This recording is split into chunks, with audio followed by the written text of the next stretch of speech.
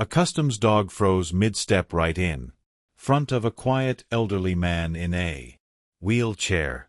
He didn't bark, didn't growl, just stopped cold. Everyone thought it was a false alert until they opened the footrest. What they found inside made seasoned officers step back in silence. Before we take you inside that exact moment, drop a comment below telling us where you're watching from. And hit that subscribe button if you believe these canines catch what no human ever could. Now, let's get into it.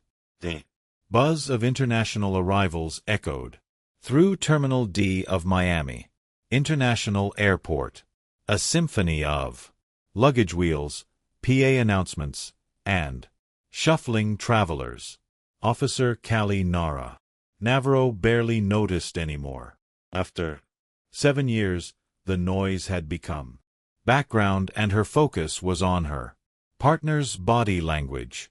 Bolt, a 4-year-old Belgian Malinois with amber eyes, moved through the crowd with purpose, nose working overtime as they patrolled together.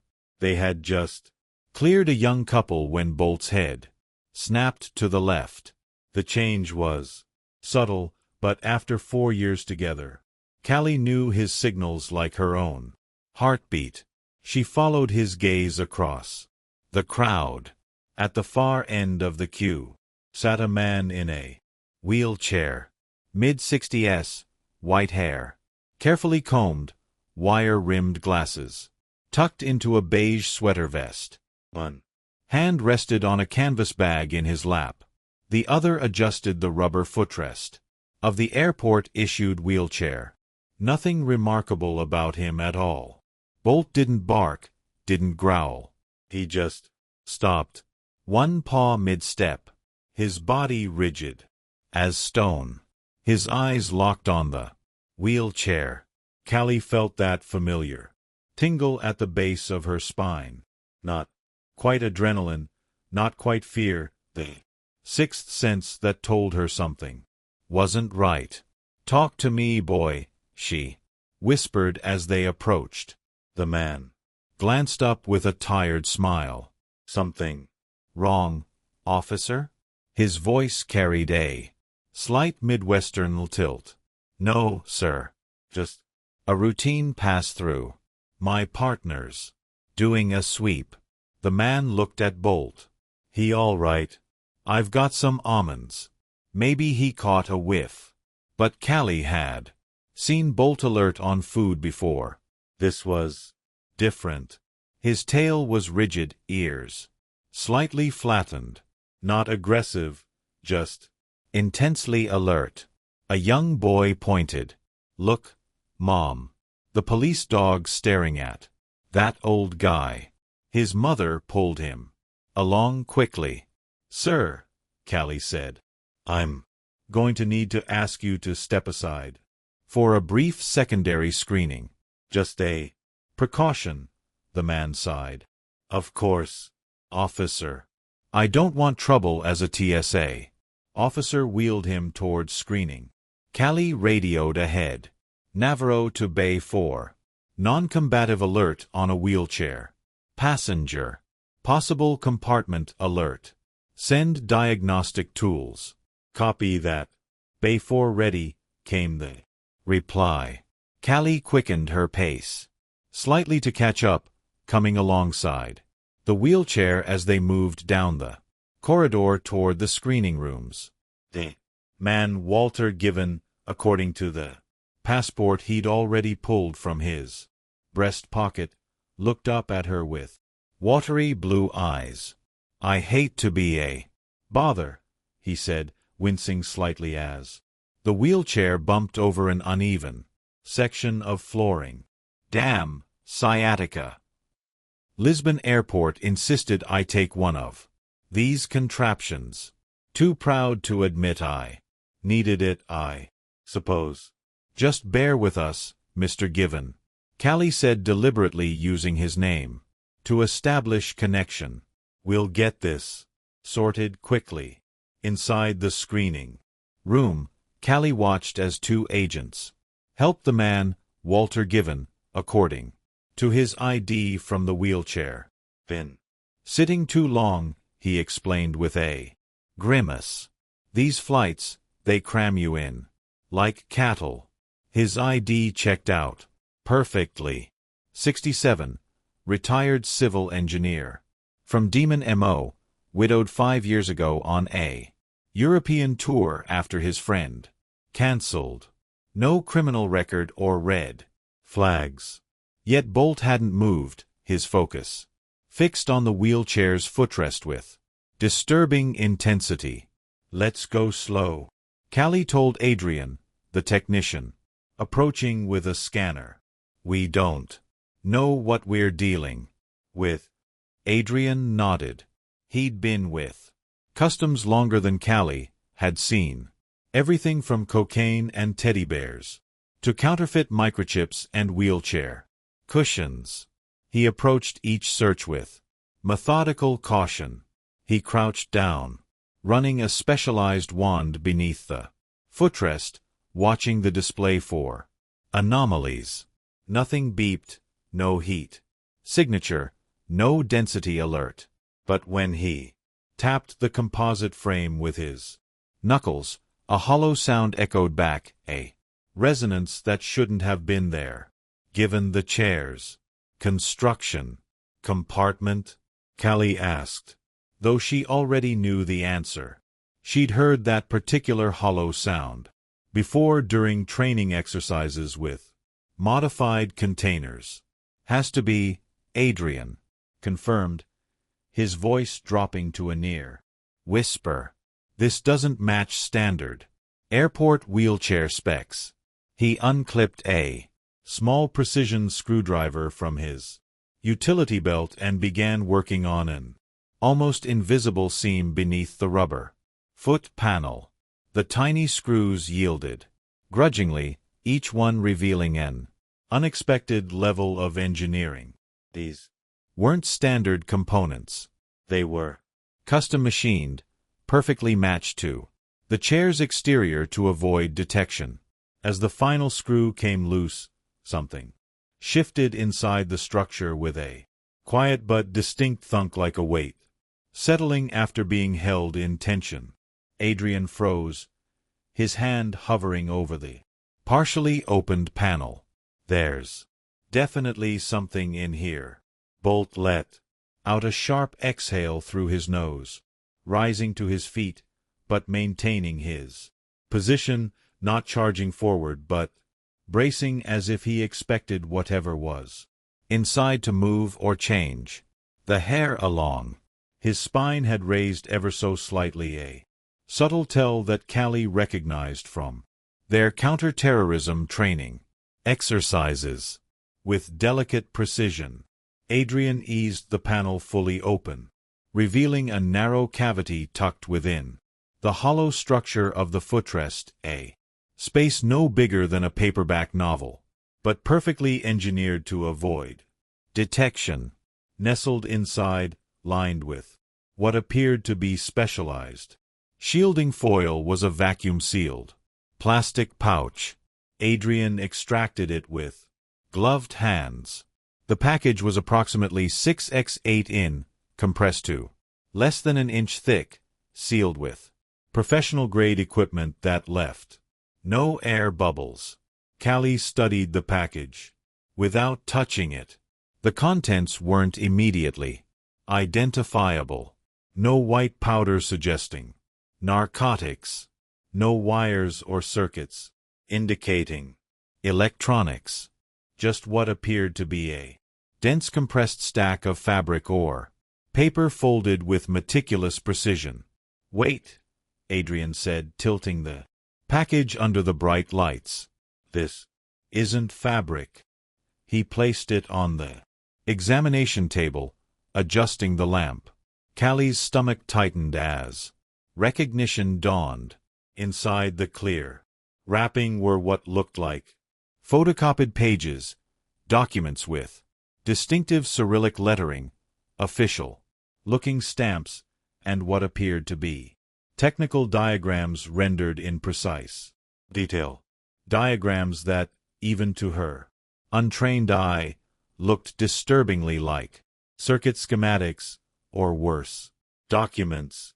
Adrian confirmed, his voice taking on the clinical tone he reserved for serious discoveries. Blueprints, possibly security clearance material. Based on these seals, he pointed to a distinctive marking on one visible corner. This looks Russian military or intelligence. Callie turned toward Walter, who had sunk slowly into one of the plastic chairs lining the wall. His face had drained of color, and genuine confusion clouded his features, his mouth slightly open in apparent shock. "Sir," she said, keeping her voice gentle, despite the sudden race of her pulse. "Did you know anything about this compartment in your wheelchair?" Walter blinked at her, his expression shifting from confusion to alarm. "What? No. God, no. Of course not." He gestured weakly at the chair. "I didn't even bring that thing. It's airport issued.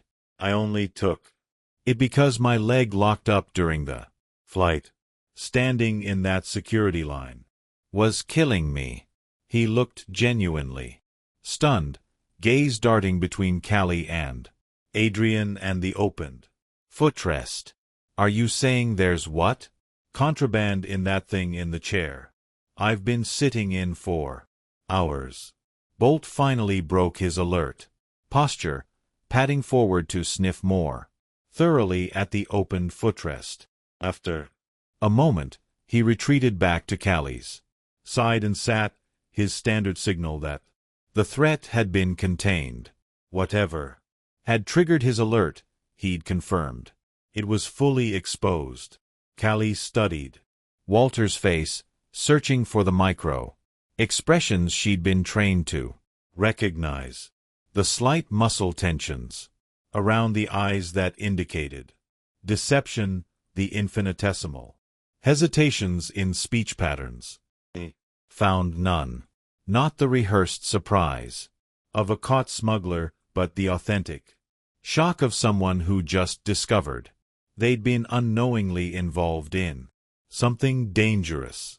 Adrian carefully sealed the package in an evidence bag, marking it with a specialized code that would trigger higher security protocols. "This isn't explosives or narcotics," he said quietly. But it's sensitive. You don't smuggle documents like this unless you're very concerned about who might be watching them cross borders." Callie nodded, her mind already cycling through the implications or who they were meant for. Walter shook his head slowly, one trembling hand rising to rub his temple. "I swear to you, officer, I had no idea. I didn't pack anything in that chair. I barely even wanted the damn thing. Took it out of a simple necessity." Callie believed him, and, judging by his relaxed posture and attentive expression, so did Bolt. The wheelchair had been disassembled piece by piece, each component tagged with evidence markers and sealed in specialized bags. The entire unit now sat in secured storage behind Customs Inspection Room 4, its mundane exterior belying the sophisticated compartment discovered within its structure. The documents, because that's definitely what they were, had been carefully photographed, logged, and dispatched via secure courier to a federal office whose existence wasn't officially acknowledged on any airport directory. Callie knew better than to ask questions about that particular handoff. Some chains of custody were designed to remain opaque. Her current concern was focused on Walter Given, who sat slumped in a cushioned chair in the corner of the waiting area. His initial shock had given way to a quieter, more profound distress. He clutched a paper cup of water between age-spotted hands, occasionally murmuring something about his daughter and Coral Gables, who would never believe any of this. Callie pulled a chair across from him, its metal legs scraping softly against the tile floor. She settled into it, leaning forward, with her elbows resting on her knees, a posture deliberately less intimidating than standing over him. Bolt lay at her feet, his alertness undiminished, but his earlier tension now replaced with watchful calm. "Mr. Given," she began, her voice pitched low and steady, "I need you to walk me through everything again. From the moment you arrived at the Lisbon airport until you landed here in Miami." Walter looked up, the overhead lights reflecting off his wire-rimmed glasses. "Why, I've already told them everything." A hint of frustration crept into his voice. I believe you." Callie interrupted gently, raising a hand in a calming gesture. "But something doesn't add up. That wheelchair wasn't yours. The documents hidden inside it were placed there deliberately. You might have seen something, noticed something without realizing it mattered." She leaned slightly closer, establishing eye contact. "Help me understand what happened, not as a suspect, but as a witness." The distinction seemed to register. Walter's shoulders relaxed fractionally, and he set the paper cup on the small table beside him. "All right." He took a deep breath, settling into the recollection.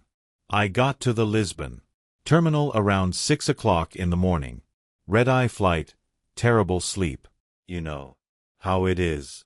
Those seats are designed for people half my age and 2/3 my size." One smile flickered across his face. "My sciatica was killing me after standing through security, so I asked for a courtesy wheelchair. The airline staff pointed me toward them." "The staff," Kelly prompted. "Tell me about them."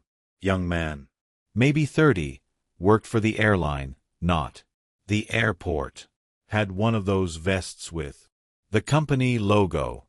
Walter's forehead creased in concentration. "He didn't actually get me a chair, just waved toward a row of them near the gate and said, 'Take whichever is closest.' So I did." Kelly jotted a note on her pad.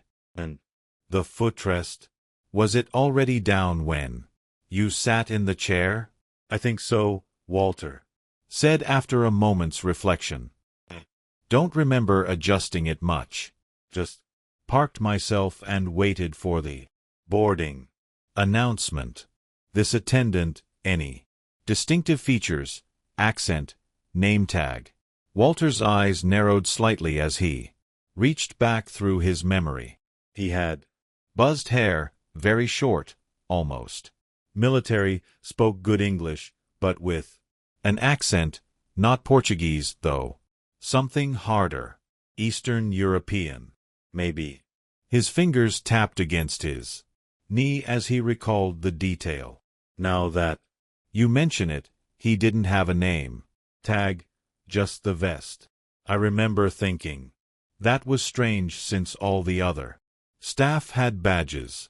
Callie's pencil moved quickly, marking this detail for immediate follow-up. She was beginning to see the outline of something deliberate, a carefully planned transfer, using an unwitting courier. The perfect setup. An elderly man traveling alone, requesting medical assistance. No suspicious behavior. No flagged passport. Nothing that would trigger enhanced screening. The invisible smuggle hiding in plain sight. "Did anyone approach you while you were waiting at the gate?" she asked. "Anyone who seemed particularly Interested in you or your wheelchair? Walter blinked. A new memory surfacing. Actually, yes. A woman dropped her boarding pass near me, bent down to pick it up, but I got it first. Handed it back to her. She said thank you and smiled. That was all. She touched your bag, the wheelchair, anything else? No. At least I don't think so. Walter looked uncertain now, the confidence in his recollection wavering. It happened quickly. I wasn't paying much attention. Callie nodded, the pieces assembling in her mind. This wasn't just about hidden documents. It was about methodology, precision. Someone had specifically chosen a passenger who wouldn't question slight weight differences in an unfamiliar chair, who wouldn't tinker with equipment not his own, and most importantly, who perfectly fit the profile of travelers who rarely get stopped. The irony wasn't lost on her. The plan might have worked flawlessly if not for Bolt. A dog's nose, an instinct, honed through thousands of training hours, a moment of absolute stillness that had said clearer than words, "Something here is wrong." "Mr. Given," Kelly said, setting her notepad aside. "You're not in trouble, but we'll need to hold you a bit longer while we verify some details and complete our documentation." Walter nodded, resignation evident in the slump of his shoulders. "I understand." His voice dropped, suddenly fragile.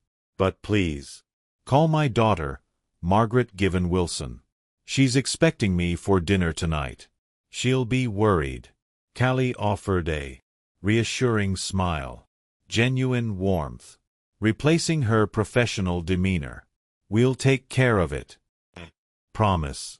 She stood, stretching discreetly to ease the tightness in her lower back from hours of tension. Bolt rose beside her, his movements fluid and graceful despite the long day.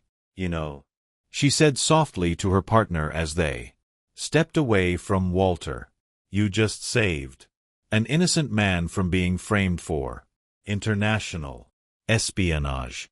Bolt looked up at her, his amber eyes holding hers for a moment, before he blinked. Slowly, what Callie had come to interpret as his version of acknowledgement. Then he turned his attention back to the corridor, ever watchful, ever alert. Just another day at work for him, but one that had changed everything for Walter Given. Officer Callie Navarro splashed cold water on her face at the customs break room sink. 20 hours into what should have been a 12-hour shift. Fatigue was settling into her bones like an old friend. She studied her reflection in the spotted mirror. Outwardly, she looked composed, dark hair pulled back, uniform still crisp. But behind her eyes, thoughts raced, connecting details, seeking patterns. Bolt had never been wrong, not once in their partnership, not during the grueling K9 specialty training in Georgia, where he'd outperformed dogs from agencies across 3 countries, not during their field certifications, where he'd found trace evidence that specialized equipment had missed entirely. His accuracy was legendary in the department, and his freeze response, that moment when he stopped cold and stared without barking, was his rarest, most definitive alert, reserved for situations of absolute certainty. Today, he'd frozen in front of a wheelchair, occupied by a man who turned out to be completely innocent. That part still bothered her. Not Bolt's behavior, but the setup that had nearly snared Walter Given in something far beyond his understanding, because that's what it had to be. A A setup carefully planned, expertly executed. She dried her hands on a rough paper towel and returned to the processing area, where Bolt sat attentively by the door, his ears tilted slightly at her approach, acknowledging her presence, while his attention remained divided between her and the hallway beyond. Ever the professional. Even after hours on duty, Callie ran her hand along his back, feeling the smooth warmth of his coat, before retrieving the file that had been delivered by a courier just minutes earlier.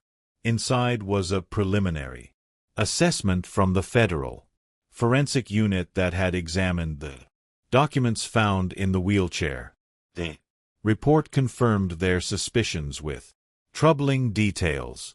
No explosives, narcotics, or currency. Nothing triggering standard alerts. Instead, technical schematics hidden between mundane paperwork. Schematics showing airport cargo routes, customs inspection, schedules, shift patterns for international freight at 3 ports, Lisbon, Barcelona, and most concerning, New York's JFK. But the final item made Callie's throat tighten. An access badge, still sealed but clearly functional, with security markings, indicating mid-level clearance for cargo areas. The lettering was Cyrillic, Russian, according to the brief translation note. Why smuggle this? Murmured, the question directed at no one and everyone. Her gaze drifted to the wheelchair, now secured behind evidence tape in the corner. Whoever had designed the compartment and placed the badge knew the risk of detection existed, but the potential payoff had outweighed it. If Bolt hadn't alerted on it, those documents would have moved across an entire ocean undetected into the hands of someone waiting in Miami. Someone who now knew their package hadn't arrived. Her radio crackled, breaking her concentration. Navarro. Surveillance review is complete. You might want to see this. She headed upstairs to the security monitoring center, Bolt padding silently beside her, his nails clicking softly on the tile flooring of the back corridors. The small room was filled with the blue glow of multiple screens where Luca Rodriguez, a former NYPD officer with a talent for video analysis, hunched over a keyboard. Got something? Callie asked, taking the empty seat beside him. Luca nodded, his fingers tapping rapidly to cue up footage. International surveillance coordination pulled video from Lisbon's departure terminal. Watch. The screen showed grainy but clear security footage of the gate area. Walter Given sat alone in his wheelchair, positioned near a bank of windows, his bag resting in his lap as other travelers moved around him in the pre-boarding bustle. Luca pointed to a figure entering the frame. Male, short haircut, wearing what appeared to be an airline staff vest, carrying a clipboard. This guy. Watch him carefully. Callie leaned closer, eyes narrowed. That's not a real airline badge, she said, immediately recognizing the wrong color. Placement, a detail most passengers would never notice. Exactly, Luca confirmed. We ran it through database verification. The colors are reversed from authorized credentials. An old counter-surveillance trick. Now watch this next part. The man paused near Walter, glanced casually around the terminal, then crouched down as if checking something on the wheelchair. His hands moved with practiced efficiency, making a subtle adjustment to the footrest that would be invisible to anyone not specifically watching for 5 seconds. Kelly noted, impressed, despite herself by the speed and precision. That's all it took. Less than that, Luca corrected. 3.8 seconds to be exact. And here's what makes it interesting. We matched his face against passport control records. This guy checked in for a flight to Madrid, passed through security, made the drop, and left. Never boarded any plane. Callie felt the pieces clicking into place, the pattern emerging with disturbing clarity. So, they're not just smuggling things in, she said slowly. They're using unwitting travelers as mules, bypassing security on both ends. Luca nodded grimly. If your dog hadn't frozen on that wheelchair, he didn't need to finish the thought. They both understood the implications. Passenger like Walter Given, elderly, American, traveling alone, would likely have passed through Miami customs with minimal scrutiny. The documents would have been retrieved at his hotel or his next transit point by someone else in the network. Clean, efficient, and nearly impossible to trace. Callie's mind raced through the possibilities. Operation this sophisticated suggested resources beyond ordinary criminal enterprises. This had the hallmarks of something state-sponsored intelligence gathering using civilian infrastructure as cover, and Bolt had caught it with nothing more than his nose and his training. She squeezed Luca's shoulder gratefully. Send this to Ramirez and copy Federal Liaison. Flag it with the multi-agency alert code. As she headed back downstairs, a thought struck her that brought both pride and unease. Many other Walter Givens had already passed through carrying secrets they never knew about. The command center hummed with controlled urgency. Representatives from 3 federal agencies crowded around displays showing airport schematics while communication specialists coordinated with international counterparts in hushed tones. Callie sat with her back against the wall, a foam cup of bitter coffee cooling in her hands. Bolt curled at her feet, but still alert. The senior officers had taken over now. Men and women with clearance levels that allowed them access to intelligence networks Callie only vaguely knew existed. Walter Given had finally been released, cleared of any involvement, and quietly escorted to a nearby hotel where his worried daughter waited. The Bureau had arranged a complimentary suite, small compensation for the fear and confusion of the past 12 hours. There had been no press release, no public statement, nothing that would alert whoever had orchestrated the smuggling attempt that their operation had been compromised. The documents and badge were now being analyzed by specialists and unmarked offices. Callie had no illusions about her role in what would follow. Bolt had intercepted something significant, but the investigation would proceed without them, buried in layers of classification and need-to-know barriers.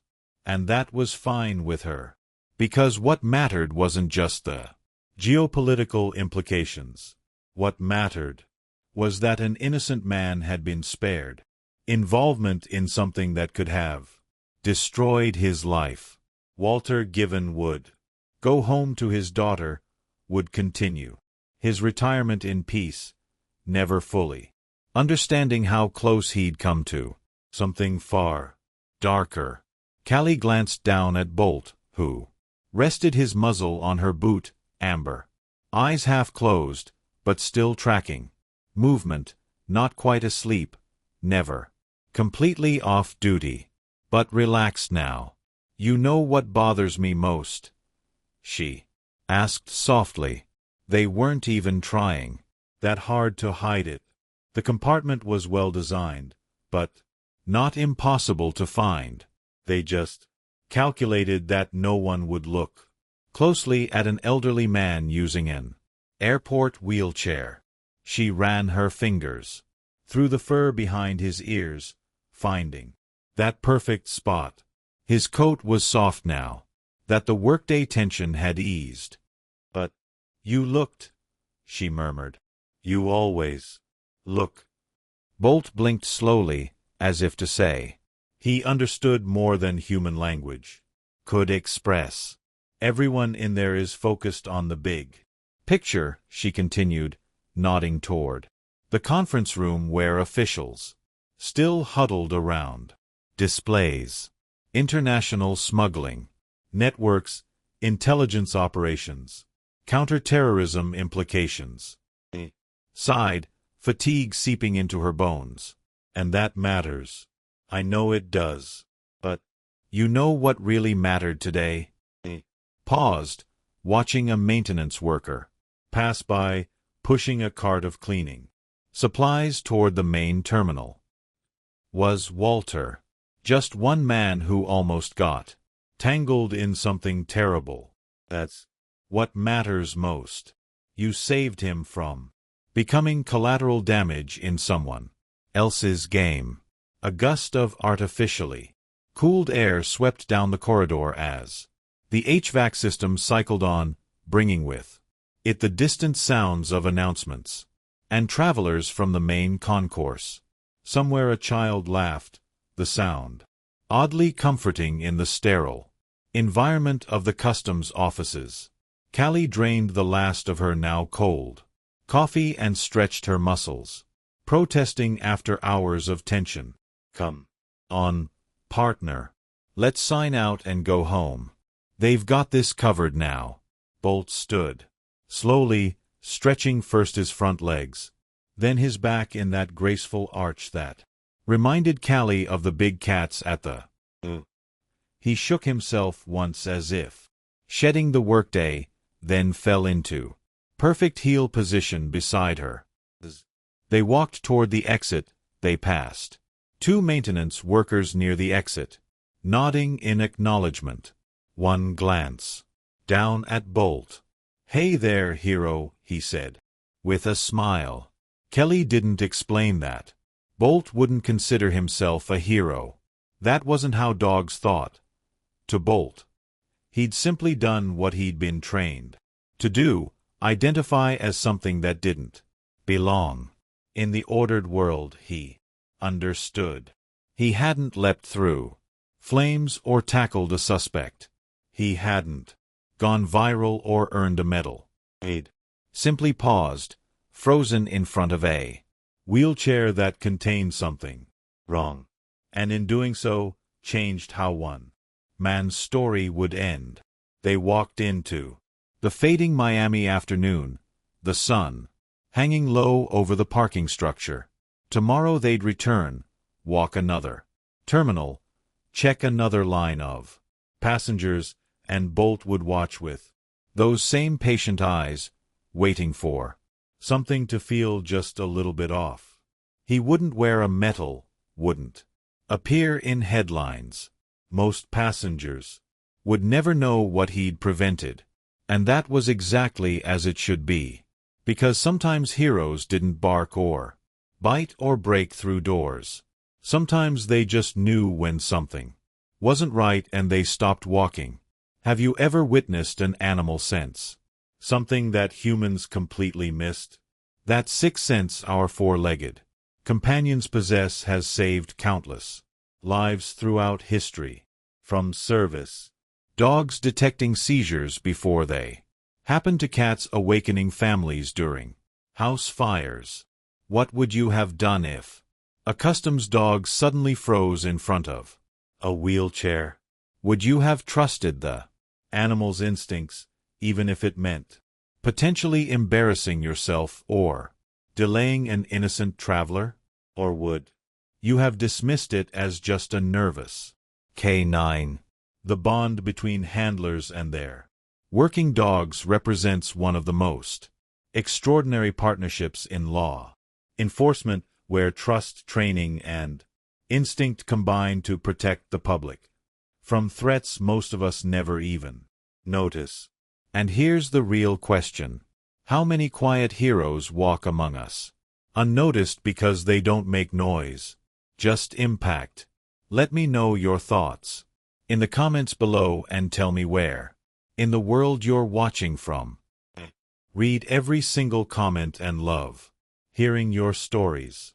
If this video touched you, hit that like button and make sure you're subscribed with notifications turned on. We share powerful canine stories like this every single day.